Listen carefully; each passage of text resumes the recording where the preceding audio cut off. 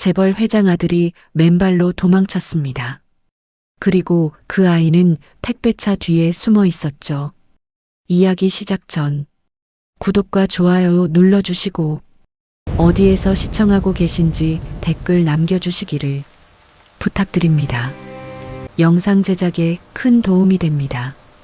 이제 이야기를 시작할게요. 1. 비 오는 새벽, 도련님이 사라졌어요. 새벽 5시였죠. 서울 강남의 가장 비싼 동네라고 불리는 언덕 위 저택에는 아직 불이 켜져 있었어요. 밤새 내린 비 때문에 정원 잔디 끝마다 물방울이 맺혀 있었고 대문 앞 검은 세단 2대에는 얇은 안개까지 내려앉아 있었죠. 그 집 사람들은 원래 아침이 늦는 집이었어요. 회장님은 새벽 골프가 아니면 좀처럼 일찍 일어나지 않았고 사모님은 수면제를 먹지 않으면 잠을 못 이루는 날이 많았죠. 집안 직원들만 늘 먼저 움직였어요. 그 저택 지하 주차장 한쪽에는 낡은 회색 승합차 한 대가 서 있었어요. 재벌가 기사 차량들 사이에서는 유난히 초라해 보이는 차였죠. 그 차의 주인은 운전기사 한상철이었어요. 59살, 허리도 좋지 않았고 무릎도 오래전부터 성한 곳이 없었어요. 그래도 그는 단 하루도 지각한 적 없는 사람이었죠. 상철은 늘 그랬듯 가장 먼저 출근해 차를 닦고 있었어요. 비 오는 날이면 차 유리에 남는 얼룩 하나까지 신경 쓰는 사람이었죠. 기사님, 그렇게 닦아봤자 또 비 오는데 뭘 그렇게 열심히 해요. 경비원이 웃으며 말했어요. 상철은 고개를 숙인 채 조용히 대답했죠. 사람 태우는 일이잖아요. 차가 깨끗해야 마음도 편한 거죠. 그 말은 오래된 습관 같았어요. 누가 듣든 말든 그는 늘 사람을 먼저 생각하는 기사였죠. 하지만 그날 새벽 공기는 이상하게 무거웠어요. 무슨 일이 터지기 직전처럼 숨이 막히는 느낌이 있었죠. 상철이 회장님 전용 세단 문을 열어 환기를 시키고 있을 때였어요. 갑자기 저택 안쪽에서 여자 비명 소리가 들렸죠. 어머님, 도련님이 안 보여요. 아주머니 한 명이 다급하게 뛰어나왔어요. 그 순간 저택 안은 순식간에 뒤집혔죠. 직원들이 우르르 복도를 뛰어다녔고 경호원들은 무전기를 붙잡고 정문과 후문을 막기 시작했어요. 사모님은 잠옷 차림으로 계단을 내려오다 거의 넘어질 뻔했죠. 뭐라고? 민우가 없어졌다고? 사모님의 얼굴은 순식간에 하얗게 질렸어요. 민우 도련님, 재벌 회장의 외아들이었죠. 29살이지만 자폐 성향이 조금 있었고 사람들과 쉽게 어울리지 못했어요. 밖에 나가는 걸 무서워했지만 한번 충동이 오면 갑자기 사라지는 버릇도 있었죠. 그래서 집안에서는 늘 감시하듯 지켜봤어요. 도련님이 혼자 밖에 나가는 일만은 절대 막으려 했죠. 회장님도 곧 모습을 드러냈어요. 잠에서 막 깬 얼굴이었지만 눈빛은 이미 살벌했죠. 언제부터 없었던 거야? 비서실장이 고개를 숙였어요. 새벽 4시 이후 CCTV가 비어 있습니다. 아마 뒷문으로 나간 것 같습니다. 회장님의 얼굴 근육이 꿈틀거렸어요. 찾아. 당장 찾아. 기자들 알기 전에. 그 집에서는 늘 체면이 먼저였어요. 도련님이 실종됐다는 사실보다 그 일이 밖으로 새어나가는 걸 더 두려워하는 사람들이었죠. 상철은 그 모습을 멀리서 조용히 보고 있었어요. 그러다 문득 이상한 걸 발견했죠. 주차장 구석 바닥에 젖은 택배 송장이 하나 떨어져 있었어요. 상철은 허리를 굽혀 그 종이를 집어들었죠. 빗물에 번져 글씨가 흐릿했지만 주소 하나만은 또렷하게 보였어요. 행복택배 천호물류센터. 그 순간 상철의 눈빛이 흔들렸어요. 왜냐하면 민우 도련님은 이상할 정도로 택배차를 좋아했기 때문이었죠. 어릴 적부터 그랬어요. 비싼 스포츠카보다 골목을 돌아다니는 택배차를 더 신기해했죠. 상자 냄새, 송장 붙이는 소리, 후진 경고음까지 좋아했어요. 집안 사람들은 그걸 부끄럽게 여겼지만 상철만은 달랐어요. 그는 가끔 민우에게 몰래 말해주곤 했죠. 택배차도 사람들 기다리는 물건 싣고 다니는 거니까 멋진 차예요. 그 말을 들을 때마다 민우는 아이처럼 웃었어요. 상철은 갑자기 불안해졌죠. 설마. 그는 조용히 자신의 휴대폰을 꺼냈어요. 그리고 익숙한 번호 하나를 눌렀죠. 철수야, 너 오늘 새벽 배송 나갔냐? 전화기 너머로 거친 숨소리가 들렸어요. 예, 형님. 지금 천호 쪽 돌고 있어요. 상철의 표정이 굳어졌죠. 혹시 내 차에 사람 하나 타 있지 않냐? 잠시 침묵이 흘렀어요. 그리고 상대가 조용히 말했죠. 형님, 어떻게 알았어요? 상철의 손끝이 떨리기 시작했어요. 진짜냐? 젊은 남자인데 비 맞고 서 있길래 태웠어요. 자꾸 택배차 타보고 싶어요라고 해서요. 그 순간 상철은 눈을 질끈 감았어요. 결국 일이 터진 거였죠. 재벌 회장댁 도련님이 새벽 택배차에 올라탄 거예요. 그리고 그 사실을 아직 아무도 모르고 있었죠. 이 도련님을 태운 택배차. 상철은 휴대폰을 쥔 채 한동안 말을 잇지 못했어요. 귓가에서는 빗소리만 세게 울리고 있었죠. 지금 어디냐? 그의 목소리는 낮았지만 다급했어요. 전화기 너머 철수가 조심스럽게 대답했죠. 암사동 지나고 있어요. 근데요, 형님, 그 사람이 진짜 재벌집 도련님 맞아요? 상철은 주변을 한번 둘러봤어요. 혹시 누가 듣고 있을까 불안했죠. 저택안은 여전히 난리였어요. 비서실 직원들은 CCTV를 돌려보고 있었고 경호팀은 경찰에 신고할지 말지 회장 눈치만 보고 있었죠. 누구 하나 도련님 걱정보다는 자기 자리 지키기에 더 바빠 보였어요. 상철은 이를 꽉 깨물며 말했어요. 절대 아무 말하지 마. 그리고 어디 가지 말고 기다려. 형님, 근데 이 사람 상태가 좀 이상해요. 왜? 철수가 낮게 속삭였죠. 자꾸 뒤를 확인해요. 누가 쫓아오는 것 같다고요. 그 말을 듣는 순간 상철의 눈빛이 흔들렸어요. 민우 도련님은 원래 겁이 많은 사람이었죠. 특히 사람을 잘 믿지 못했어요. 갑자기 불안 증세가 오면 누가 자신을 감시한다고 생각하곤 했죠. 그런데 이상했어요. 그날은 단순히 집을 뛰쳐나온 느낌이 아니었죠. 마치 누군가를 피해 도망친 사람 같았어요. 상철은 더 이상 망설이지 않았어요. 그는 조용히 자신의 낡은 승합차에 올라탔죠. 그때 뒤에서 날카로운 목소리가 들렸어요. 한 기사, 비서실장이었어요. 상철은 천천히 고개를 돌렸죠. 예. 회장님 호출이야. 지금 바로 들어가. 상철은 순간 멈칫했어요. 하지만 이내 아무렇지 않은 얼굴로 대답했죠. 차 시동만 좀 확인하고 가겠습니다. 빨리 와. 분위기 안 좋은 거 알지? 예. 비서실장이 돌아가자 상철은 깊게 숨을 내쉬었어요. 그는 직감하고 있었죠. 만약 회장님이 민우의 행방을 먼저 알아낸다면 그 아이는 다시 새장 같은 집으로 끌려갈 거라는 거려. 상철은 엑셀을 밟았어요. 낡은 승합차가 빗길을 천천히 빠져나갔죠. 차 안에는 오래된 방향제 냄새가 가득했어요.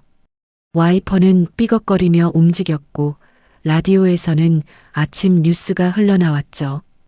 오늘 오전부터 수도권 집중호우가 예상됩니다. 상철은 라디오를 꺼버렸어요. 머릿속이 너무 복잡했죠. 도련님이 왜 도망친 거지? 그는 민우를 오래 봐왔어요. 어릴 때부터 거의 아버지처럼 지켜본 시간이 있었죠.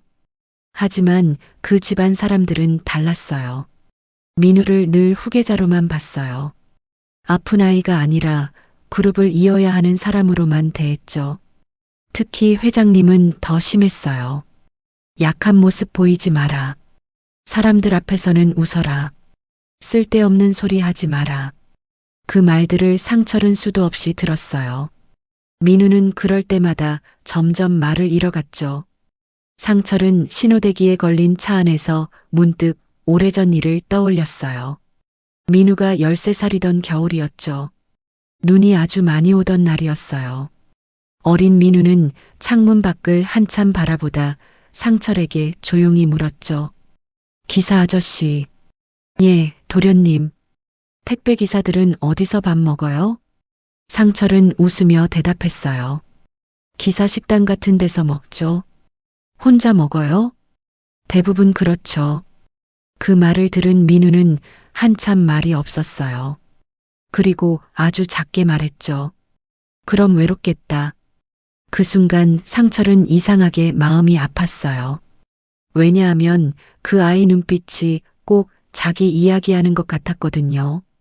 재벌집에서 태어나 수백억짜리 집에 살아도 민우는 늘 혼자였어요. 친구도 없었고 마음 터놓을 사람도 없었죠. 상철만 아니었다면 그 아이는 진작 완전히 망가졌을지도 몰랐어요. 그때 철수에게 다시 전화가 왔어요. 형님 큰일 났어요. 상철이 급히 물었죠. 왜?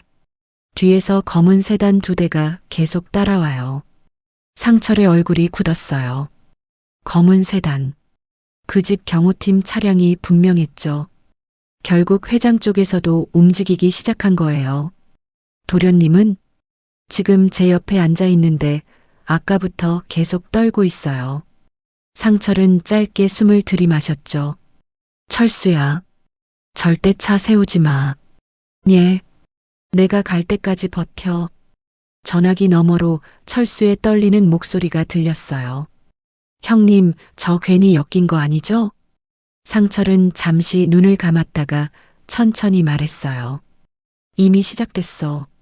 그리고 그 순간이었죠. 철수의 비명소리가 전화기 너머로 터졌어요. 들이받는다. 쾅! 거대한 충돌음이 들렸어요. 상철의 심장이 철렁 내려앉았죠. 철수야. 하지만 전화는 끊겨버렸어요. 빗속도로 한가운데서 택배차를 쫓던 검은 세단이 결국 사고를 낸 거였어요. 3. 사고 난 택배차 안에서 발견된 것. 상철은 핸들을 움켜쥔 손에 힘이 들어갔어요. 손등 핏줄이 터질 듯 올라왔죠. 철수야, 철수야. 몇 번이나 외쳤지만 전화기에서는 끊어진 신호음만 들려왔어요. 두.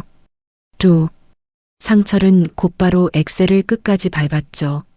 낡은 승합차 엔진이 거칠게 울었어요. 빗길 위로 차들이 미끄러지듯 지나가고 있었죠. 와이퍼는 정신없이 움직였지만 앞이 잘 보이지 않았어요. 그런데도 상철은 속도를 줄이지 않았죠. 그의 머릿속에는 단 하나뿐이었어요. 민우 도련님. 그 아이가 다쳤을까봐 또 누군가에게 붙잡혔을까봐 불안했죠. 15분쯤 달렸을까요? 멀리서 빨간 경광등 불빛이 번쩍이고 있었어요. 사고 현장이었죠. 편도 4차선 도로 한가운데에 택배차 한 대가 비스듬히 멈춰 있었어요. 뒤쪽 문은 반쯤 찌그러져 있었고 바닥에는 젖은 택배 상자들이 쏟아져 있었죠. 그리고 그 뒤에는 검은 세단 2대가 서 있었어요. 상철은 그 차 번호를 보자마자 알아봤죠. 회장님 경호팀 차량이었어요. 상철의 눈빛이 싸늘하게 굳었죠. 그는 급히 차를 세우고 밖으로 뛰어나갔어요. 비는 더 세게 쏟아지고 있었어요. 비켜요. 비켜. 상철이 사람들을 밀치며 달려갔죠. 택배차 운전석 문은 열린 상태였어요. 철수는 머리에서 피를 흘린 채 핸들에 기대어 있었죠. 철수야. 상철이 급히 그를 흔들었어요. 철수는 힘겹게 눈을 떴죠. 형님. 도련님은 어딨어? 철수의 떨리는 입술이 겨우 움직였어요. 도망갔어요. 상철의 얼굴이 굳었죠. 뭐? 사고 나자마자 갑자기 문 열고 뛰어내렸어요. 상철은 본능적으로 주변을 둘러봤어요. 하지만 민우 모습은 어디에도 없었죠. 경호원들이 이미 근처 골목으로 퍼져 있었어요. 무전기 소리가 빗속을 가르며 들렸죠. B팀 우측 골목 확인해. 지하 주차장 쪽 막아. 절대 놓치지 마. 마치 범죄자 잡듯 움직이고 있었어요. 상철은 이를 악물었죠. 저 사람들 도련님을 보호하려는 게 아니야. 그는 오래전부터 알고 있었어요. 회장님 경호팀은 단순 경호가 아니었죠. 집안의 더러운 일들을 조용히 처리하는 사람들이었어요. 상철은 급히 철수에게 물었어요. 도련님이 뭐라고 했어? 철수가 떨리는 숨으로 말했죠. 살려달래요. 순간 상철의 눈동자가 흔들렸어요. 뭐? 계속 집에 돌아가기 싫다고 했어요. 빗물이 상철 얼굴을 타고 흘러내렸어요. 그런데 그건 빗물만은 아닌 것 같았죠. 철수는 떨리는 손으로 주머니를 뒤졌어요. 그리고 작은 USB 하나를 꺼냈죠. 이거 도련님이 꼭 기사님한테 주래요. 상철은 얼어붙은 얼굴로 USB를 받아들었어요. 작은 검은색 메모리였죠. 아무 표시도 없었어요. 이게 뭐냐고 물어봤는데 철수가 숨을 몰아쉬며 말했죠. 도련님이 그러더라고요. 상철은 자신도 모르게 침을 삼켰어요. 뭐라고? 철수는 민우의 목소리를 흉내내듯 천천히 말했죠. 아버지가 사람 죽인 증거예요. 순간 세상이 멈춘 것 같았어요. 상철의 손끝이 떨리기 시작했죠. 사람을 죽였다. 그 말이 머릿속에서 계속 울렸어요. 회장님이 그럴 리 없다고 생각하면서도 이상하게 부정이 되질 않았죠. 왜냐하면 상철은 그 집안의 어두운 그림자를 너무 오래 봐왔거든요. 10년 전이었어요. 회장님의 오른팔이던 임원이 한 명 있었죠. 갑자기 회사 공금을 횡령했다며 뉴스가 터졌고 며칠 뒤 한강에서 시신으로 발견됐어요. 사람들은 자살이라고 했죠. 하지만 상철은 아직도 기억하고 있었어요. 그날 밤 회장님이 경호실장을 불러 아주 차갑게 말하던 목소리를요. 조용히 끝내. 그 말 이후 그 임원은 죽었어요. 그리고 아무도 그 이야기를 꺼내지 않았죠. 상철은 손에 쥔 USB를 바라봤어요. 심장이 불길하게 뛰고 있었죠. 그때였어요. 뒤에서 낮고 무거운 목소리가 들렸죠. 한 기사. 상철은 천천히 뒤를 돌아봤어요.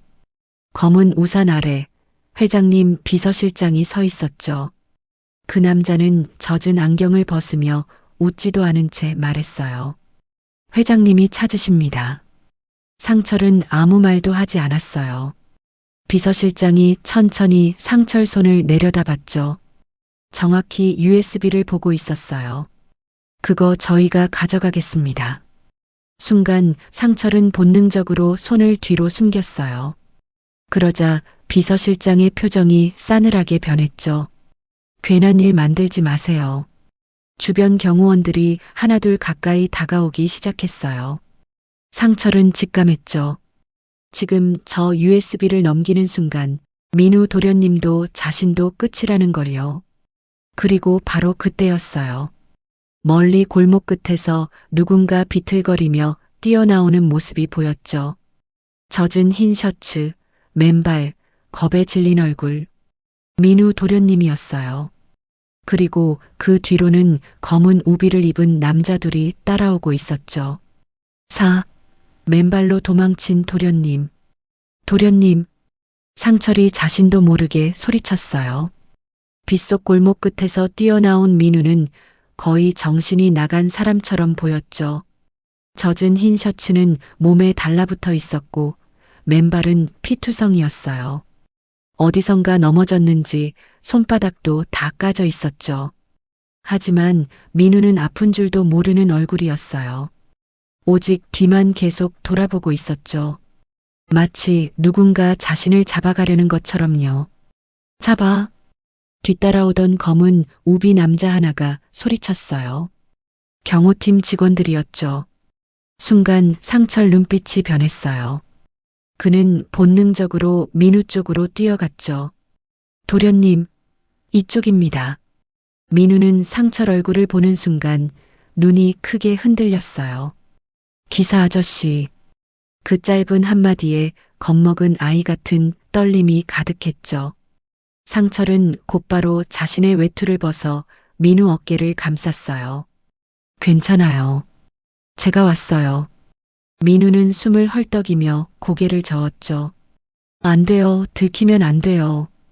그때 뒤에서 비서실장이 차갑게 말했어요. 한 기사, 거기서 비켜요. 상철은 천천히 고개를 돌렸죠. 경호원 4명이 이미 가까이 와 있었어요. 비서실장은 우산 아래에서 차가운 얼굴로 서 있었죠. 도련님 모셔야 합니다. 그 말은 겉으로는 공손했지만 사실상 명령이었어요. 민우는 그 말을 듣자마자 상철 팔을 꽉 붙잡았죠. 손이 덜덜 떨리고 있었어요. 가기 싫어요. 상철 가슴이 철렁 내려앉았죠. 민우는 거의 울먹이는 목소리였어요. 거기 가면 저 죽어요. 순간 주변 공기가 얼어붙었어요. 비서실장 표정이 아주 잠깐 굳었죠. 하지만 그는 금세 웃는 척하며 말했어요. 도련님, 또 아픈 말씀하시네요. 그러고는 경호원들에게 눈짓했어요. 데리고 가. 검은 우비를 입은 남자들이 곧장 다가왔죠. 상철은 본능적으로 민우 앞을 막아섰어요. 잠깐만요. 비서실장이 낮게 물었죠. 지금 뭐 하시는 겁니까? 상철은 젖은 얼굴로 그를 노려봤어요. 도련님 상태가 이상하지 않습니까? 그건 우리가 알아서 합니다. 겁에 질려 있잖아요. 한 기사. 비서실장 목소리가 싸늘해졌죠. 선을 넘지 마세요. 상철은 그 말을 듣는 순간 오래 참아왔던 뭔가가 터지는 느낌이 들었어요. 선을 넘지 말라고요? 이 집안은 늘 그랬죠. 사람보다 체면이 먼저였고 진실보다 돈이 먼저였어요. 민우가 울어도 병원보다 기자 입막음이 우선이었고 쓰러져도 주가 걱정부터 하는 사람들이었죠. 상철은 처음으로 그 집 사람들을 향해 차갑게 말했어요. 도련님은 물건이 아닙니다. 순간 모두 표정이 굳었어요. 빗소리만 거세게 들렸죠. 비서실장은 천천히 안경을 벗었어요. 그리고 아주 낮은 목소리로 말했죠. 한 기사. 그 눈빛에는 경고가 담겨 있었어요. 괜히 가족 일에 끼어들면 오래 못 삽니다. 그 말은 협박이었죠. 상철도 알아들었어요. 하지만 이상하게도 이제 무섭지 않았어요. 그는 민우를 힐끗 바라봤죠. 29살 남자였지만 지금 모습은 어린아이 같았어요. 온몸이 떨리고 있었고 상철 옷자락을 놓지 못하고 있었죠. 그 순간 상철 머릿속에 오래전 기억 하나가 스쳐 지나갔어요. 민우가 20살 되던 해였어요. 회장님 생일 파티 날이었죠. 정재계 사람들이 다 모인 자리였어요.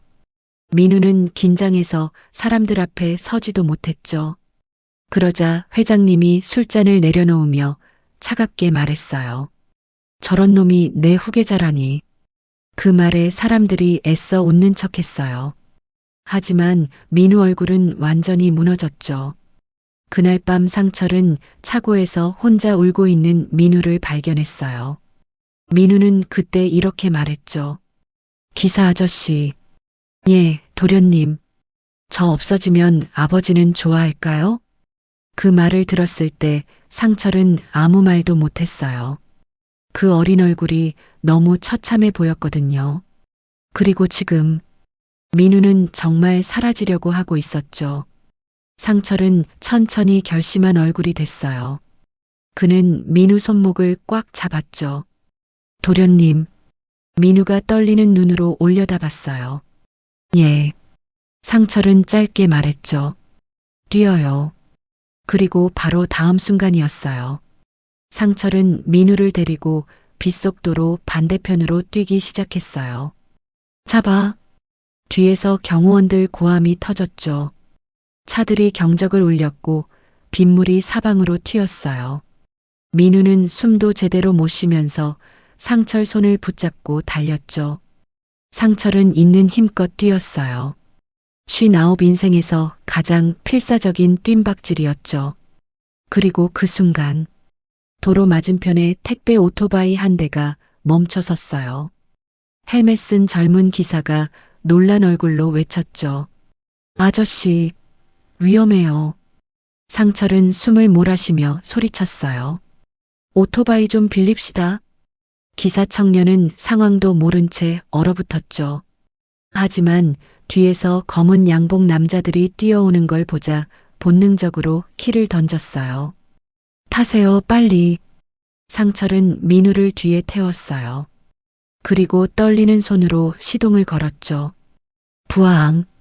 낡은 오토바이가 빗속으로 튀어나갔어요. 뒤에서는 경호원들 차량이 급히 방향을 틀고 있었죠. 민우는 뒤에서 상철 허리를 꽉 붙잡은 채 떨고 있었어요. 그리고 아주 작게 중얼거렸죠. 기사 아저씨. 예. 저 진짜 죽을 수도 있어요. 도련님이 숨기고 있던 진실. 빗속을 가르는 오토바이 엔진 소리가 거칠게 울리고 있었어요. 상철은 이를 악문 채 핸들을 붙잡고 있었죠. 뒤에서는 검은 세단 2대가 미친 듯 따라오고 있었어요. 헤드라이트 불빛이 빗물 사이로 번쩍였죠. 민우는 상철 허리를 꽉 붙잡고 있었어요. 손이 얼음장처럼 차가웠죠. 기사 아저씨. 민우 목소리는 거의 울먹임에 가까웠어요. 예, 도련님. 저 잘못한 거 아니에요. 상철 가슴이 먹먹해졌어요. 도망치는 순간에도 저 아이는 자기 잘못부터 걱정하고 있었죠. 괜찮아요. 아버지가 다 저 때문이라고 했어요. 상철은 대답하지 못했어요. 바람과 빗소리만 거칠게 스쳐 지나갔죠. 오토바이는 큰 도로를 빠져나와 오래된 주택가 골목 안으로 들어갔어요. 상철은 일부러 좁은 길만 골라 달렸죠. 세단 차량은 쉽게 못 들어오는 길이었어요. 몇 번이나 골목을 꺾은 뒤에야 겨우 추격 차량 불빛이 사라졌죠. 상철은 낡은 상가 건물 뒤편에 오토바이를 세웠어요. 둘 다 숨이 턱 끝까지 차올라 있었죠. 민우는 벽에 기대앉은 채 거칠게 숨을 몰아쉬었어요.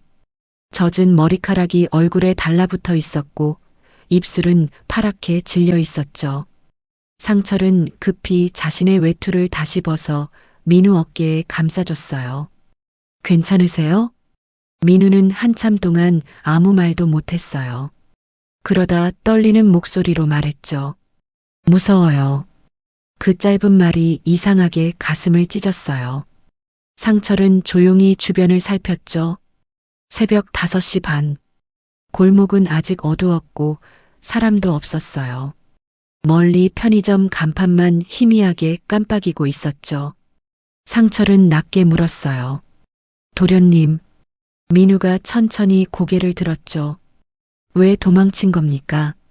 민우 눈동자가 흔들렸어요. 겁에 질린 사람의 눈이었죠.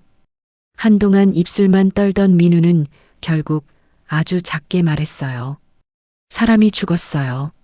순간 상철 숨이 멎는 것 같았어요. 뭐라고요? 민우는 양손으로 얼굴을 감쌌어요. 제가 본 거예요.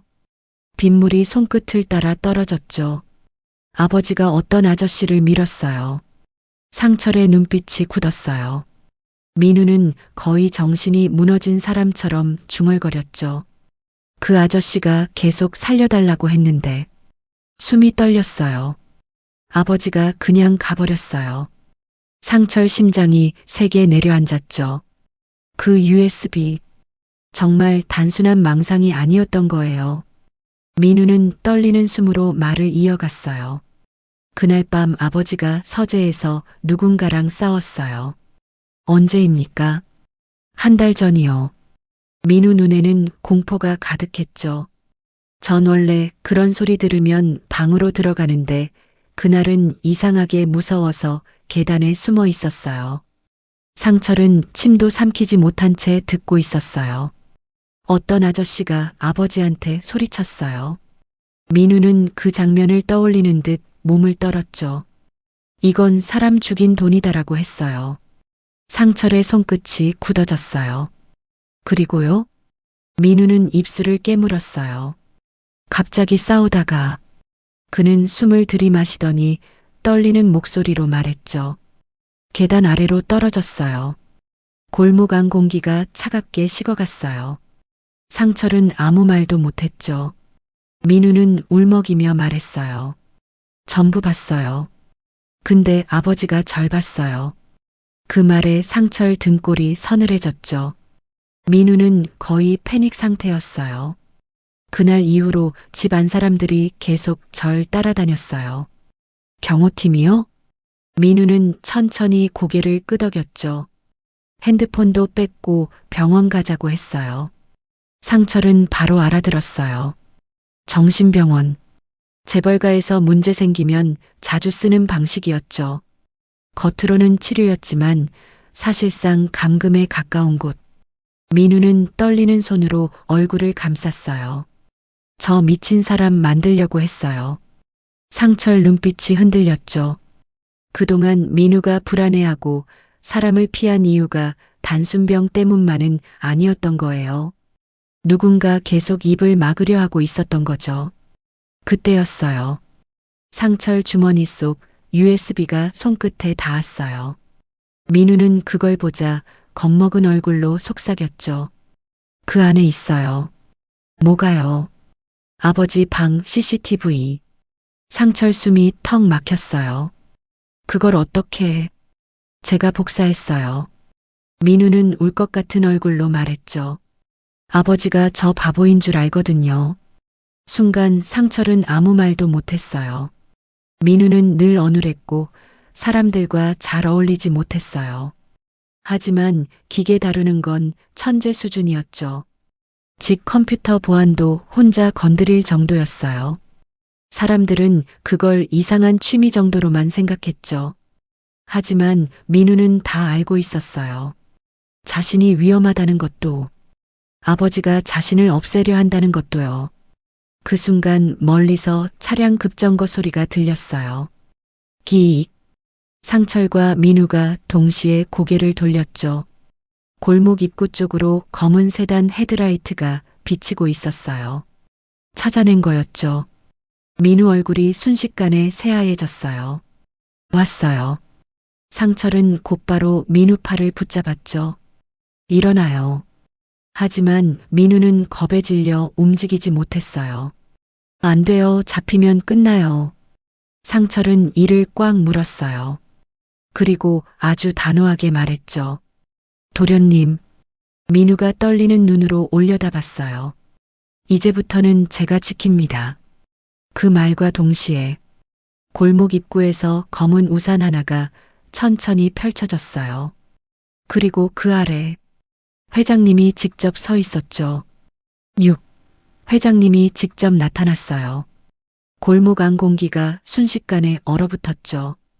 검은 세단 헤드라이트 불빛 사이로 회장님이 천천히 걸어오고 있었어요. 짙은 검은 우산 아래 고급 양복은 비 한 방울 묻지 않은 듯 단정했죠. 그 모습은 마치 사람을 잡으러 온 사냥꾼 같았어요. 뒤에는 경호원 6명이 따라붙고 있었어요. 민우는 그 모습을 보는 순간 숨이 멎은 사람처럼 굳어버렸죠. 아버지. 목소리가 떨렸어요. 상철은 그런 민우를 자신의 뒤로 숨겼죠. 회장님은 가까이 다가오더니 한참 동안 말없이 둘을 바라봤어요. 그리고 아주 낮고 차가운 목소리로 말했죠. 집안 망신을 아주 크게 시키는구나. 빗소리만 조용히 떨어지고 있었어요. 민우는 고개를 숙인 채 떨고 있었죠. 회장님은 그런 아들을 보는 눈빛조차 싸늘했어요. 걱정이라곤 조금도 없는 얼굴이었죠. 내가 그렇게 교육했는데도 결국 이 모양이야. 상철은 속에서 뭔가 울컥 치밀어 올랐어요. 아들이 지금 공포에 떨고 있는데도 저 사람은 체면 이야기만 하고 있었죠. 회장님은 상철 쪽으로 시선을 돌렸어요. 한 기사. 예. 거기서 빠져. 명령조였죠. 상철은 움직이지 않았어요. 회장님 눈빛이 가늘어졌어요. 못 들었나? 상철은 천천히 말했죠. 도련님 상태가 좋지 않습니다. 회장님이 피식 웃었어요. 그래서 집으로 데려가겠다는 거야. 정말 치료 때문입니까? 순간 경호원들 표정이 굳었어요. 비서실장은 눈치를 보며 한 발 앞으로 나왔죠. 한 기사, 말 조심하세요. 하지만 상철은 멈추지 않았어요. 그동안 참아왔던 말들이 목 끝까지 차올라 있었죠. 도련님이 무서워하고 있습니다. 회장님은 차갑게 대꾸했어요. 원래 약한 놈이야. 민우 어깨가 움찔 떨렸죠. 상철은 주먹을 꽉 쥐었어요. 그런 말씀하지 마십시오.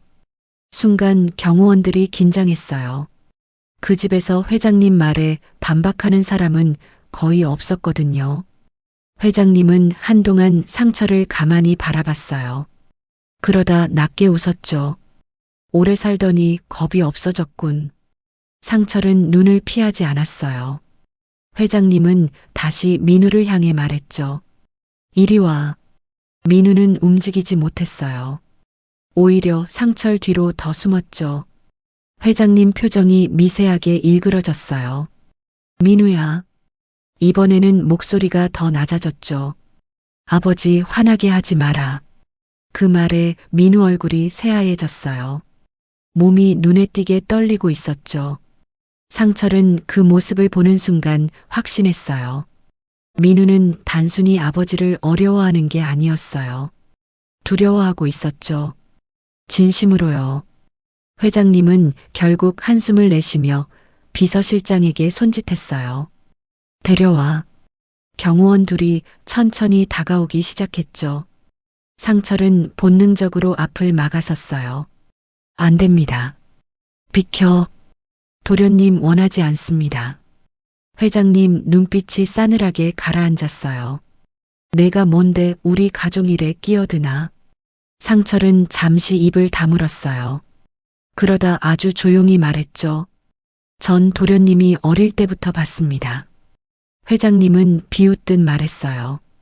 그래서 적어도 저 아이가 지금 얼마나 무서운지는 압니다. 민우는 그 말을 듣고 고개를 숙였어요.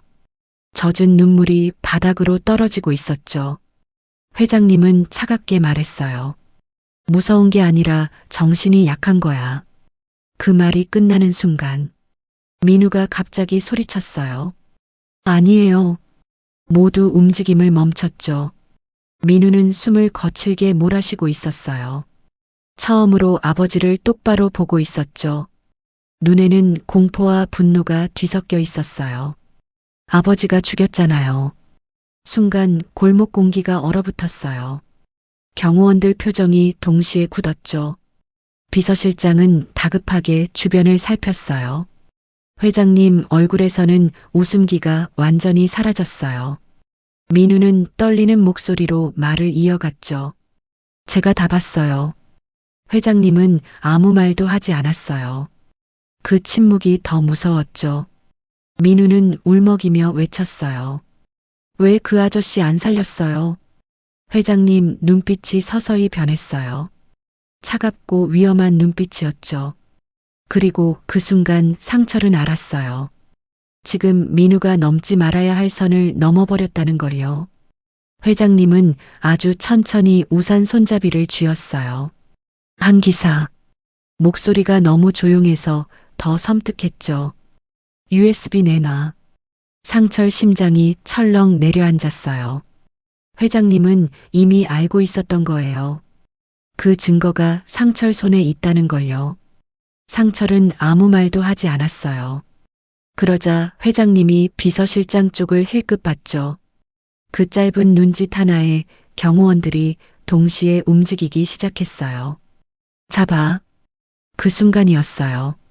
골목 뒤편에서 갑자기 강한 불빛이 번쩍였죠. 누군가 차량 상향등을 켠 거였어요.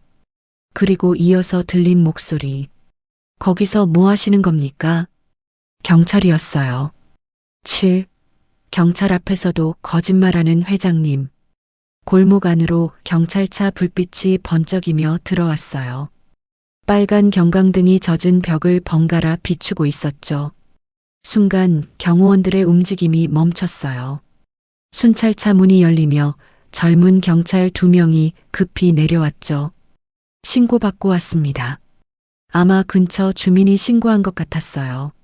새벽 골목에서 검은 양복 남자들이 한 사람을 둘러싸고 있으니 이상하게 보일 수밖에 없었죠. 민우는 경찰을 보는 순간 거의 무너질 듯 상철 팔을 붙잡았어요. 기사 아저씨. 그 손이 심하게 떨리고 있었죠. 상철은 조용히 민우 앞을 막아섰어요. 경찰 한 명이 주변을 둘러보다 회장님 쪽을 보고 잠깐 놀란 표정을 지었죠. 혹시 강태식 회장님? 대한민국 사람이라면 모를 수 없는 얼굴이었어요. 국내 재계 서열 상위권. 뉴스에도 자주 나오던 인물이었죠. 회장님은 금세 부드러운 미소를 지었어요. 아까까지의 살기 어린 얼굴은 흔적도 없었죠. 아이고, 경찰분들 고생 많으십니다. 목소리까지 친절했어요. 상철은 속이 뒤틀리는 느낌이었죠. 회장님은 아주 자연스럽게 말을 이어갔어요. 아들이 좀 아픕니다. 민우 몸이 움찔 떨렸어요. 갑자기 집을 나와서 직원들이 찾고 있던 중이었어요. 괜한 오해를 만든 것 같군요. 젊은 경찰은 민우를 힐끗 바라봤어요. 젖은 옷, 맨발, 겁먹은 얼굴. 누가 봐도 정상 상황은 아니었죠. 경찰이 조심스럽게 물었어요. 본인 맞습니까? 집에서 나온 거요? 민우 입술이 떨렸어요. 말하려 했지만 목소리가 잘 나오지 않았죠. 그때 회장님이 먼저 끼어들었어요. 원래 긴장하면 말을 잘 못합니다. 아주 익숙한 말투였죠. 늘 민우 대신 설명하고, 대신 결정하고, 대신 입막음하던 사람의 태도였어요. 상철은 더 참지 못했어요. 경찰관님. 모두 시선이 상철에게 향했죠. 도련님이 위험하다고 말했습니다. 순간 비서실장 표정이 굳었어요. 회장님도 천천히 상철을 바라봤죠. 경찰은 눈빛이 흔들렸어요. 위험하다고요? 상철은 결심한 얼굴로 말했죠. 강제로 데려가려 했습니다. 한 기사. 회장님 목소리가 낮게 깔렸어요. 경고였죠. 하지만 상철은 멈추지 않았어요. 도련님은 집에 가기 싫다고 했습니다. 경찰 둘 사이에 묘한 침묵이 흘렀어요. 젊은 경찰은 눈치를 보고 있었죠. 상대가 너무 큰 사람이었거든요. 회장님은 피식 웃었어요. 기사 양반이 너무 감정이 앞섰군요. 그러고는 경찰 쪽으로 천천히 다가갔죠. 오랫동안 우리 집에서 일했습니다. 민우를 아끼는 건 이해하지만 그는 일부러 말을 끊었어요. 그리고 아주 조용히 말했죠. 우리 아들 상태를 잘 몰라서 그래요. 그 말 한마디에 분위기가 달라졌어요. 민우가 정신적으로 불안정한 사람이라는 프레임을 씌우는 거였죠. 경찰들도 흔들리는 눈치였어요. 그때였죠. 민우가 갑자기 떨리는 목소리로 말했어요. 거짓말. 모두가 민우를 바라봤어요. 민우는 숨을 힘겹게 몰아쉬고 있었죠. 아버지 또 거짓말해요. 회장님 눈빛이 싸늘하게 변했어요. 민우야. 사람 죽였잖아요. 경찰 표정이 굳었어요. 공기가 순식간에 무거워졌죠. 민우는 울먹이며 말을 이어갔어요. 계단에서 밀었잖아요. 회장님은 아무 반응도 하지 않았어요. 오히려 너무 침착했죠. 그게 더 무서웠어요. 경찰 한 명이 조심스럽게 물었어요. 무슨 말씀입니까? 그 순간 회장님이 아주 천천히 웃었어요. 그리고는 한숨 쉬듯 말했죠. 보셨죠? 경찰이 당황했어요. 예. 우리 아들이 지금 치료 중입니다. 비서실장이 곧바로 서류 봉투 하나를 꺼냈어요. 진단서입니다. 상철 눈빛이 흔들렸죠. 준비돼 있었던 거예요. 민우를 정신적으로 문제 있는 사람으로 만들 자료가 이미 다 있었죠. 경찰은 서류를 받아들고 난처한 얼굴이 됐어요. 민우는 그 모습을 보고 거의 무너질 듯 중얼거렸어요. 또 속아요. 상철 가슴이 철렁했죠. 민우 눈빛이 완전히 절망으로 가라앉고 있었어요. 그때 경찰 하나가 상철에게 조용히 물었어요. 혹시 증거 같은 거 있습니까? 순간 모두 시선이 상철 주머니로 향했어요. USB. 상철은 본능적으로 주머니를 움켜쥐었죠. 회장님 얼굴에서 처음으로 미세한 긴장이 스쳤어요. 짧은 순간이었지만 상철은 봤어요. 저 사람이 두려워하는 건 오직 그 USB뿐이라는 걸요. 경찰도 눈치를 챘는지 낮게 물었죠. 뭔가 가지고 계신 겁니까? 상철 머릿속이 빠르게 돌아갔어요. 지금 USB를 꺼내면 어떻게 될까? 경찰이 정말 지켜줄까? 아니면 회장님 손에 다시 넘어갈까? 그 순간 회장님이 아주 조용히 말했어요. 한 기사. 상철은 회장님을 바라봤죠. 지금 그걸 넘기면 회장님은 희미하게 웃었어요. 자네 아들 공장도 무사하지 못할 텐데. 순간 상철 얼굴이 굳어버렸어요. 민우도 놀란 얼굴로 상철을 바라봤죠. 회장님은 이미 다 알고 있었어요. 상철 아들이 지방 자동차 부품 공장에서 일한다는 것도, 며느리가 작은 식당 한다는 것도, 손녀가 초등학교 다닌다는 것도요. 그건 협박이었어요. 아주 노골적인. 상철 손끝이 떨리기 시작했죠. 평생 참으며 살았어요. 억울해도 참고 모욕당해도 참고 버텼죠. 가족 때문이었어요. 그런데 지금 그 가족까지 건드리겠다고 하고 있었죠. 회장님은 확신하는 눈빛이었어요.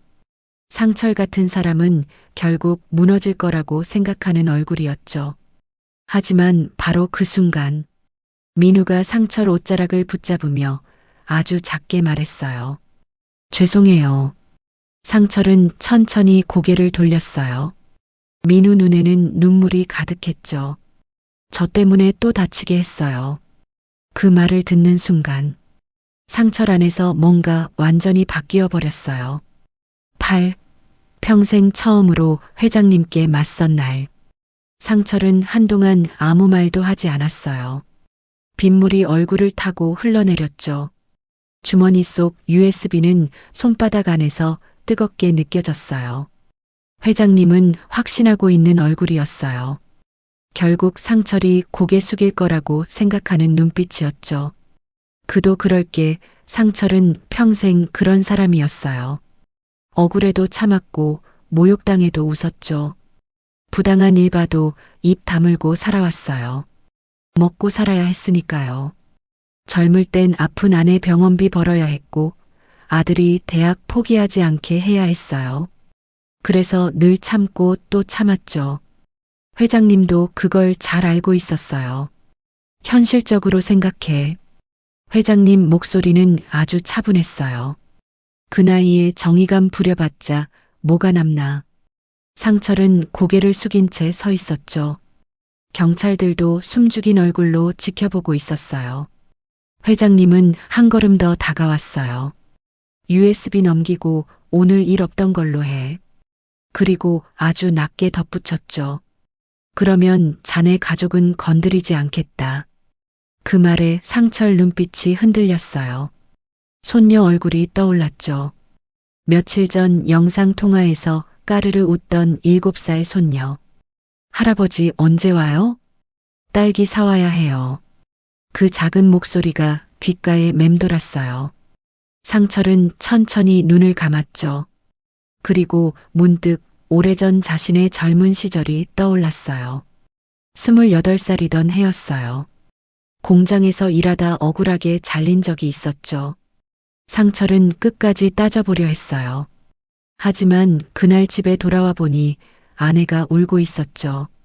그냥 참아요. 당신까지 다치면 우리 어떡해요. 그날 이후였어요. 상철은 세상과 싸우지 않게 됐죠. 참는 게 가족 지키는 거라고 믿으며 살아왔어요.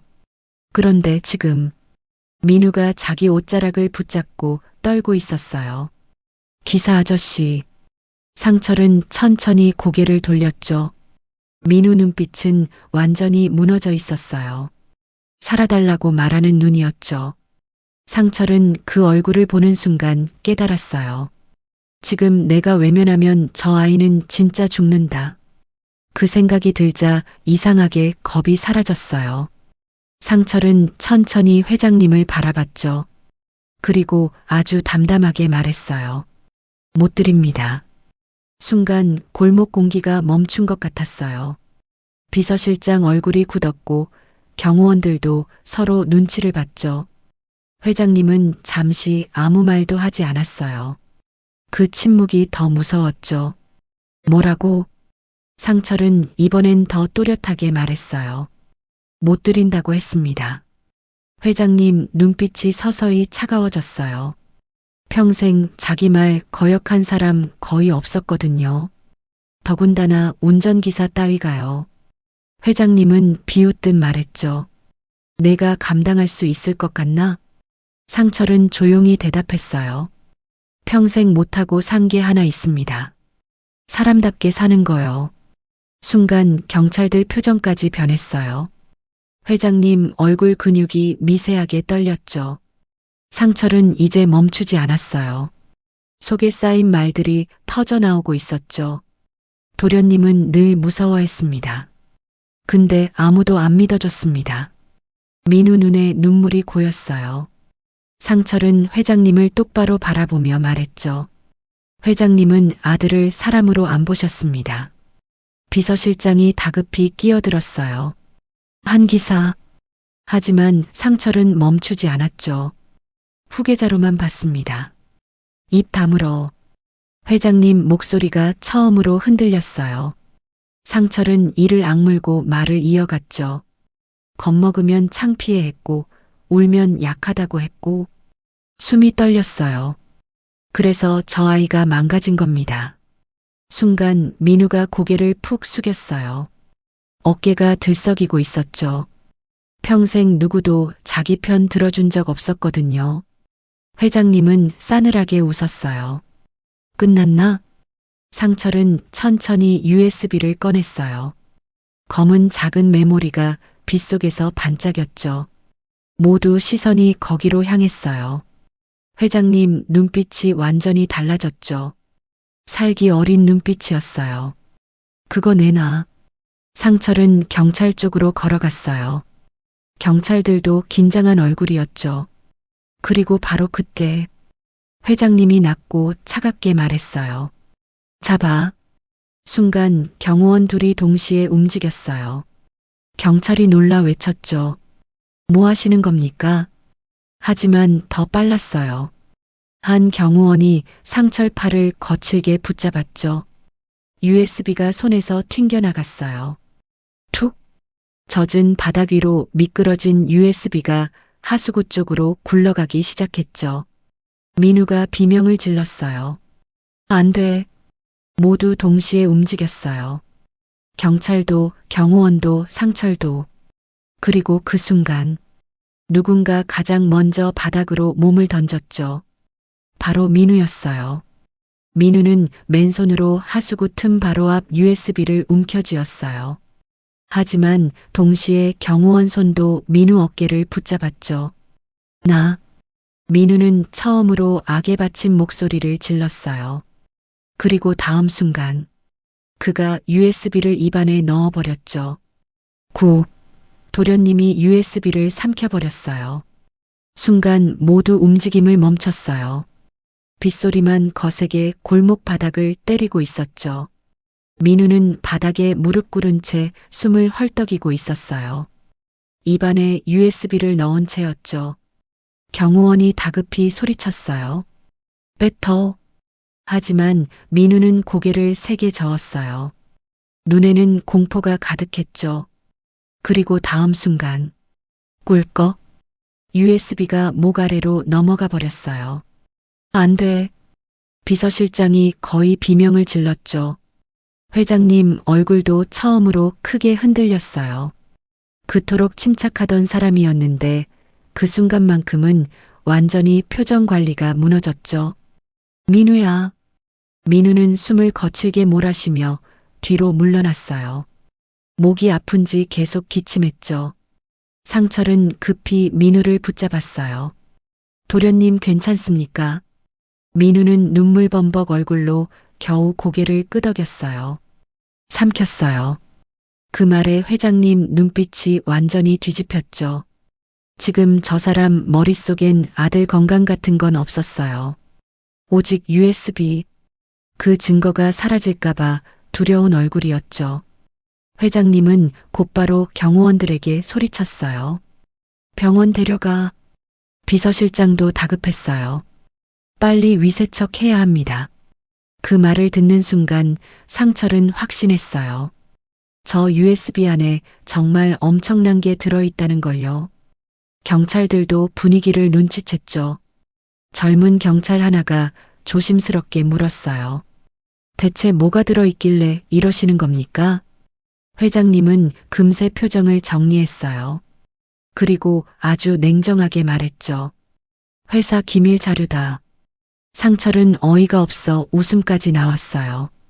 사람 목숨보다 회사 기밀이 더 중요하다는 말처럼 들렸죠. 민우는 상철 옷을 붙잡은 채 떨고 있었어요. 기사 아저씨. 예. 저 병원 가면 안 돼요. 숨이 거칠게 끊겼죠. 저기 가면 다시 못 나와요. 상철 가슴이 철렁 내려앉았어요. 회장님은 차갑게 말했죠.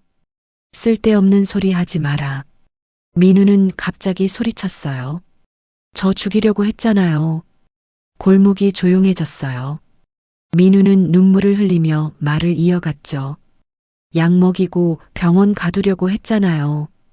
회장님 얼굴이 딱딱하게 굳었어요. 경찰들도 눈치를 보기 시작했죠. 상황이 단순 가출이 아니라는 걸 느끼고 있었어요. 그때였어요. 민우가 갑자기 배를 움켜쥐었죠. 윽. 상철이 놀라 물었어요. 왜 그러십니까? 민우 얼굴이 하얗게 질려가고 있었어요. USB 모서리 때문인지 목과 배가 아픈 듯 했죠. 경찰이 다급하게 말했어요. 일단 병원은 가야 합니다. 상철도 그건 알았어요. 문제는 어느 병원으로 가느냐였죠. 회장님 손 안에 있는 병원으로 가는 순간 끝이었어요. 회장님은 이미 휴대폰을 꺼내 누군가에게 전화하고 있었죠. 서울중앙의료원 VIP실 준비해. 상철 눈빛이 흔들렸어요. 그 병원은 회장님 재단 소속이었어요. 사실상 자기 사람들만 있는 곳이었죠. 민우도 그걸 아는지 고개를 세게 저었어요. 싫어요. 상철은 순간 결심했어요. 그리고 경찰에게 빠르게 말했죠. 국립병원으로 갑시다. 회장님이 즉시 쏘아붙였어요. 닥쳐. 하지만 상철도 물러서지 않았죠. 지금은 경찰 입회가 필요합니다. 젊은 경찰이 잠시 망설였어요. 눈앞에는 대한민국 재벌 회장, 반대편에는 늙은 운전기사와 겁먹은 아들. 누구 편을 들어야 할지 얼굴에 그대로 보였죠. 그때 민우가 힘겹게 경찰 팔을 붙잡았어요. 제발. 경찰이 움찔했죠. 민우는 울먹이며 말했어요. 저 집에 보내지 마세요. 그 눈빛은 연기가 아니었어요. 진짜 공포였죠. 젊은 경찰은 결국 입술을 깨물며 말했어요. 일단 경찰 동행하겠습니다. 순간 회장님 눈빛이 차갑게 가라앉았어요. 비서실장은 식은땀까지 흘리고 있었죠. 회장님은 천천히 상처를 바라봤어요. 그리고 아주 조용히 말했죠. 후회하게 될 거다. 상철은 그 말을 듣고도 눈을 피하지 않았어요. 이상하게 이제 두렵지 않았죠. 평생 처음으로 누군가를 제대로 지키고 있다는 느낌이 들었거든요. 그 순간 멀리서 구급차 사이렌 소리가 들려왔어요. 삐뽀삐뽀. 빗속 골목 끝으로 구급차 불빛이 번쩍였죠. 하지만 동시에 골목 건너편 건물 옥상에서 누군가 조용히 카메라 셔터를 누르고 있었어요. 찰칵. 회장님, 민우, 경찰, 그리고 상철까지. 모든 장면이 찍히고 있었죠. 그리고 그 사진은 몇 시간 뒤 대한민국 전체를 뒤집어 놓게 돼 있었어요. 10. 인터넷에 퍼진 사진 한 장. 아침 8시였죠. 밤새 내리던 비가 조금씩 잦아들고 있었어요. 하지만 대한민국 인터넷은 오히려 폭풍처럼 흔들리고 있었죠. 실시간 검색어가 전부 하나로 뒤덮였어요. 강태식 회장 아들. 재벌가 실종. 빗속 도망 사진. 사람들은 출근길 지하철 안에서 휴대폰을 붙잡고 있었죠. 사진 한 장 때문이었어요. 젖은 흰 셔츠 차림의 재벌가 도련님. 맨발로 울고 있는 모습. 그리고 그런 그를 감싸고 있는 늙은 운전기사. 그 장면이 인터넷에 퍼져버린 거였죠. 특히 가장 많이 공유된 사진은 따로 있었어요. 민우가 상철 옷자락을 붙잡고 울고 있는 장면. 그 사진 아래에는 이런 제목이 달려 있었죠. 재벌 회장 아들, 왜 운전기사 뒤에 숨었나? 사람들은 바로 이상함을 느꼈어요. 단순 가출 같지 않았거든요. 댓글이 폭발하기 시작했죠. 표정이 너무 무서워 보인다. 납치당한 사람 얼굴 같은데? 회장 눈빛 왜 저럼? 저 기사님이 진짜 보호자 같네. 뉴스 기자들도 움직이기 시작했어요. 방송국 차량들이 병원 앞으로 몰려들었죠. 구급차를 타고 이동한 민우는 현재 국립병원 응급실에 있었어요. 경찰 입회 덕분에 회장님도 함부로 손대지 못하고 있었죠. 상철은 응급실 앞 의자에 앉아 있었어요. 젖은 옷도 그대로였죠. 밤새 한숨도 못 잔 얼굴이었어요. 하지만 그의 눈은 계속 응급실 문만 바라보고 있었죠. 혹시라도 민우에게 무슨 일 생길까봐 불안했어요. 그때 TV 화면에서 속보 자막이 흘러나왔죠. 강태식 회장 측 단순 가족 해프닝 입장 발표. 곧이어 회장님 인터뷰 화면이 나왔어요. 회장님은 아주 차분한 얼굴이었죠. 아들이 심리적으로 불안정한 상태입니다. 상철은 이를 꽉 깨물었어요. 회장님은 계속 거짓말하고 있었죠. 가족 간 오해가 있었던 것뿐이며 일부 자극적인 추측은 사실이 아닙니다. 기자 하나가 물었어요. 아드님이 사람을 죽였다고 말했다는 증언이 있는데요. 순간 회장님 표정이 아주 잠깐 굳었죠. 하지만 곧 미소를 되찾았어요. 아픈 아이 말은 확대 해석하면 안 됩니다. 상철 손이 떨리기 시작했어요. 저렇게 사람 하나를 미친 사람으로 만들고 있었죠. 그때 응급실 문이 열렸어요. 의사가 마스크를 벗으며 나왔죠. 보호자분? 상철과 경찰이 동시에 일어났어요. 의사는 피곤한 얼굴로 말했죠. USB는 제거했습니다. 상철이 급히 물었어요. 도련님은 괜찮습니까? 다행히 식도는 크게 안 다쳤습니다. 상철은 그제야 안도의 숨을 내쉬었죠. 하지만 의사 표정은 여전히 좋지 않았어요. 근데, 예. 의사는 주변 눈치를 보더니 조용히 말했어요. 환자분이 극도로 불안해하고 있습니다. 상철 가슴이 철렁했죠. 누군가 자기를 죽이려 한다고 계속 말합니다. 경찰이 조심스럽게 물었어요. 망상 증세입니까? 의사는 잠시 망설였어요. 그러다 아주 의미심장하게 말했죠. 그렇게만 보기엔 상태가 이상합니다. 상철 눈빛이 흔들렸어요. 무슨 뜻입니까? 의사는 목소리를 낮췄죠. 환자 팔 안쪽에 주사 자국이 반복적으로 발견됐습니다. 순간 상철 숨이 멎는 것 같았어요. 주사 자국이요? 예. 진정제 계열 같습니다. 상철은 천천히 주먹을 쥐었어요. 역시였어요. 민우는 단순히 불안했던 게 아니었어요. 누군가 계속 약으로 억누르고 있었던 거죠. 그 순간 병원 복도 끝이 소란스러워졌어요. 기자들이 몰려오고 있었죠. 한상철 기사님 맞으십니까? 도련님 상태 어떻습니까? 회장님이 정말 폭행했습니까? 플래시가 번쩍였어요. 상철은 당황했죠. 평생 카메라 앞에 서본 적 없는 사람이었거든요. 그런데 기자들 사이에서 누군가 아주 빠르게 다가오고 있었어요. 짧은 단발머리에 검은 정장 차림의 여자였죠. 그 여자는 다른 기자들과 달랐어요. 눈빛이 아주 날카로웠죠. 그녀는 상철 앞까지 와서 조용히 명함 하나를 내밀었어요. 저는 탐사보도 기자 서윤아입니다. 상철은 얼떨결에 명함을 받았죠. 여자는 아주 낮은 목소리로 말했어요. USB 안내용 저도 알고 있습니다. 순간 상철 얼굴이 굳어버렸어요.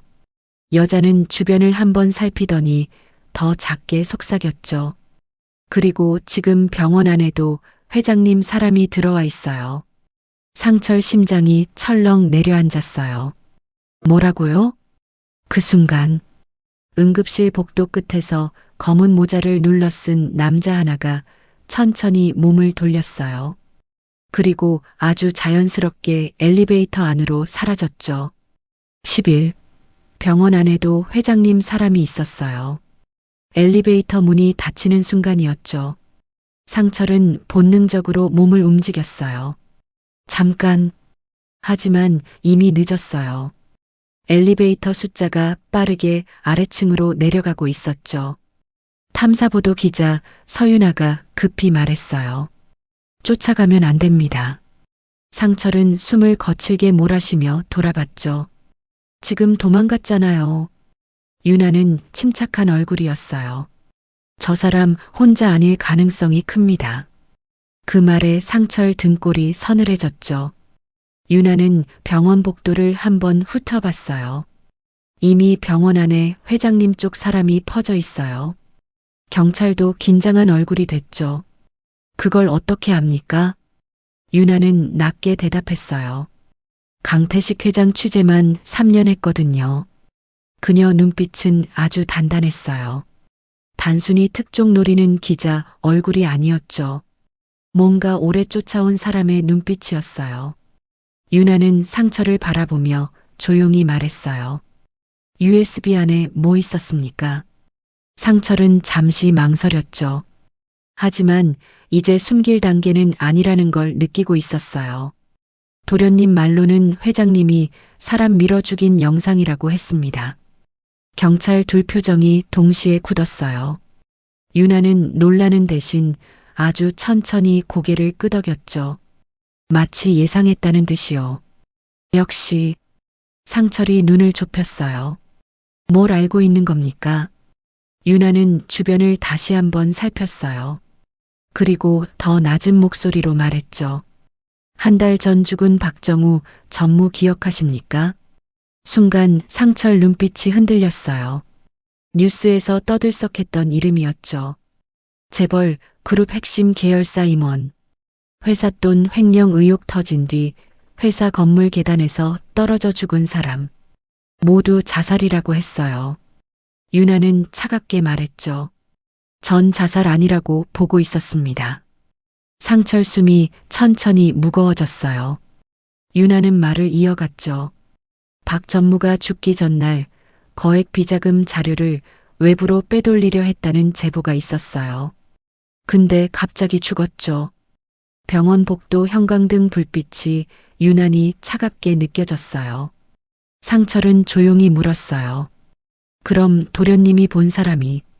윤아가 천천히 대답했죠. 박정우 전무일 가능성이 큽니다.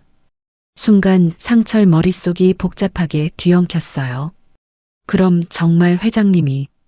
그때였어요. 응급실 안쪽에서 갑자기 비명소리가 들렸죠. 안 돼요. 민우 목소리였어요. 상철은 심장이 철렁 내려앉았죠. 도련님. 그는 곧바로 응급실 안으로 뛰어들었어요. 안은 이미 난리가 나 있었죠. 간호사 둘이 당황한 얼굴로 서 있었고 민우는 침대 위에서 극도로 흥분한 상태였어요. 산소호흡기 줄까지 뜯어낸 채 몸을 떨고 있었죠. 들어왔어요. 민우는 공포에 질린 얼굴로 소리쳤어요. 그 사람이 여기 들어왔어요. 상철이 급히 민우를 붙잡았죠. 괜찮습니다. 저예요. 하지만 민우는 계속 문 쪽만 보고 있었어요. 눈동자가 미친 듯 흔들리고 있었죠. 주사 또 주사나요. 상철 가슴이 무너져 내렸어요. 민우는 진짜로 공포 속에서 살고 있었던 거예요. 그때 간호사가 떨리는 목소리로 말했죠. 이상한 사람이 환자 차트 보여달라고 했어요. 경찰이 곧바로 물었어요. 누굽니까? 의사인 줄 알았는데 얼굴을 잘. 윤아가 이를 꽉 물었어요. 벌써 움직인 거예요. 상철은 민우 손을 꼭 붙잡았죠. 민우 손은 얼음장처럼 차가웠어요. 도련님, 이제 괜찮아요. 하지만 민우는 고개를 세게 저었어요. 그리고 떨리는 목소리로 말했죠. USB. 상철이 조용히 물었어요. 예. 민우는 눈물을 흘리며 중얼거렸죠. 복사본 있어요. 순간 모두 움직임을 멈췄어요. 윤아 눈빛이 번쩍 흔들렸죠. 뭐라고요? 민우는 숨을 힘겹게 몰아쉬며 말했어요. USB 하나만 만든 거 아니에요. 상철 심장이 거세게 뛰기 시작했죠. 민우는 떨리는 손으로 병실 천장을 가리켰어요. 택배차. 택배차? 뒤에 숨겨놨어요. 윤아가 재빨리 물었죠. 어디에요? 민우는 거의 울먹이며 말했어요. 냉장칸 밑에. 순간 상철과 윤아가 서로를 바라봤어요. 복사본. 진짜 증거가 아직 남아있는 거였어요. 그런데 바로 그때 병실 TV 속보 화면이 갑자기 바뀌었죠. 속보 강태식 회장 측 운전기사 한상철, 도련님 납치 정황 조사 중. 상철 얼굴이 굳어버렸어요. TV 속 뉴스 앵커는 차갑게 말하고 있었죠. 재벌가 측은 운전기사 한상철 씨가 정신적으로 불안정한 도련님을 외부로 유인했을 가능성을 제기했습니다. 민우 눈이 크게 흔들렸어요. 그리고 병실 밖 복도에서 무거운 발소리가 들리기 시작했죠. 쿵, 쿵. 경찰이 아니라는 걸 모두 직감했어요. 12. 끝까지 도련님 편에 선 운전기사. 병실 밖 발소리는 점점 가까워지고 있었어요. 쿵, 쿵. 무겁고 일정한 걸음이었죠. 상철은 본능적으로 민우 앞을 막아섰어요. 윤아 기자도 재빨리 병실 문 옆으로 몸을 붙였죠. 젊은 경찰 둘은 긴장한 얼굴로 허리에 손을 가져갔어요. 그리고 다음 순간 병실 문이 벌컥 열렸죠. 검은 정장 차림 남자 셋이 들어왔어요. 경호팀이었어요. 가운데 선 남자가 차갑게 말했죠. 한상철 씨. 상철은 눈을 가늘게 떴어요. 누구요 당신들. 남자는 주머니에서 서류를 꺼냈어요. 도련님 납치 및 감금 혐의로 동행 요청합니다.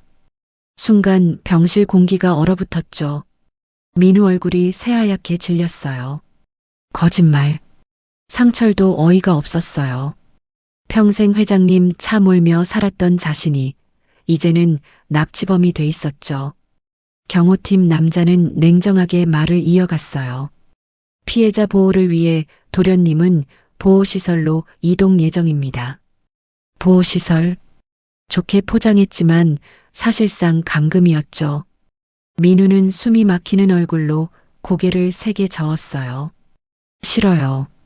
경호팀 남자가 다가오려 하자 민우는 거의 패닉 상태로 소리쳤죠. 오지 마. 상철은 곧바로 앞을 막아섰어요. 도련님 겁먹고 있잖습니까? 그때 젊은 경찰이 한 발 앞으로 나왔어요. 잠깐만요. 모두 시선이 경찰에게 향했죠. 경찰은 굳은 얼굴로 말했어요. 현재 환자 진술이 확보되지 않았습니다. 경호팀 남자가 차갑게 웃었어요. 재벌가 내부 문제입니다. 경찰도 물러서지 않았죠.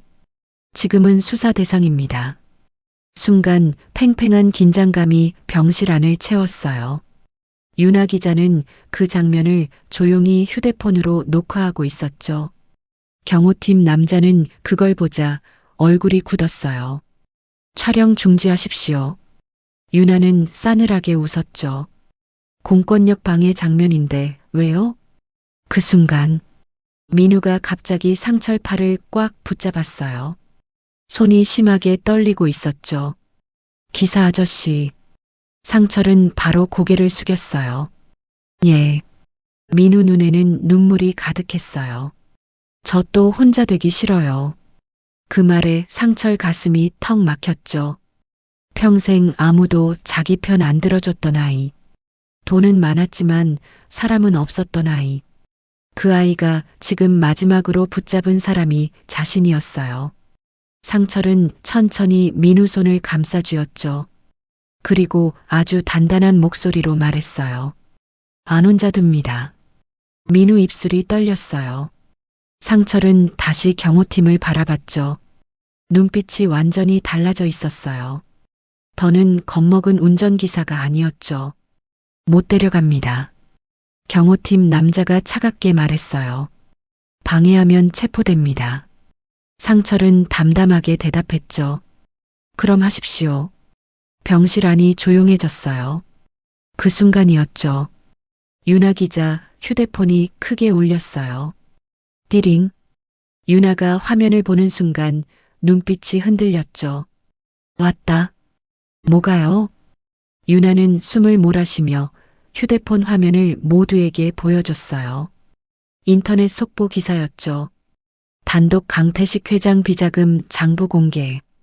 그리고 그 아래 사진 여러 장이 첨부돼 있었어요. 회장님 서재, 비밀 계좌 장부, 그리고 계단 앞에서 누군가를 밀치는 흐릿한 영상 캡처. 병실 안 모두 숨을 멈췄죠. 윤아는 떨리는 목소리로 말했어요. 복사본이 이미 전송된 것 같아요. 상철 눈이 크게 흔들렸어요. 민우도 믿을 수 없다는 얼굴이었죠. 어떡해. 그 순간 민우가 갑자기 멈칫했어요. 그리고 아주 작게 중얼거렸죠. 예약 전송. 윤아가 급히 물었어요. 뭐라고요? 민우는 떨리는 숨으로 말했죠. 제가 혹시 죽거나 잡히면. 눈물이 흘러내렸어요. 자동으로 기자들한테 가게 해놨어요. 순간 모두 말문이 막혔어요. 사람들은 늘 민우를 부족한 사람처럼 봤죠. 하지만 그는 혼자서 끝까지 싸우고 있었던 거예요. 살기 위해, 진실을 남기기 위해요. 그때 병실 TV에서 긴급 속보가 터졌어요. 속보 강태식 회장 긴급 출국 시도 중. 경찰 둘이 동시에 움직였죠. 출국 막아야 합니다. 경호팀 남자들도 얼굴이 새하얘졌어요. 이미 끝난 걸 알아버린 표정이었죠.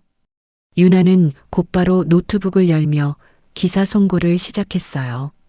병실 밖은 기자들과 경찰들로 순식간에 아수라장이 됐죠.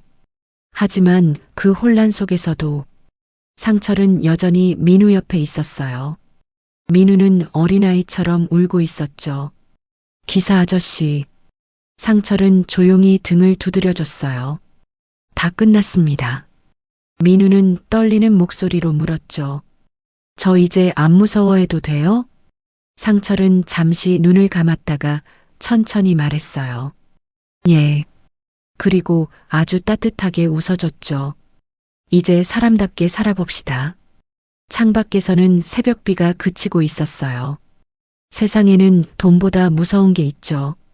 바로 진실을 감추려는 사람들이에요. 하지만 끝까지 한 사람 편에 서주는 사람 하나가 인생을 바꾸기도 하죠. 오늘 이야기가 마음에 남으셨다면 구독과 좋아요, 그리고 여러분 생각도 댓글로 남겨주세요. 여러분이라면 그날 상철처럼 끝까지 도와줄 수 있었을까요?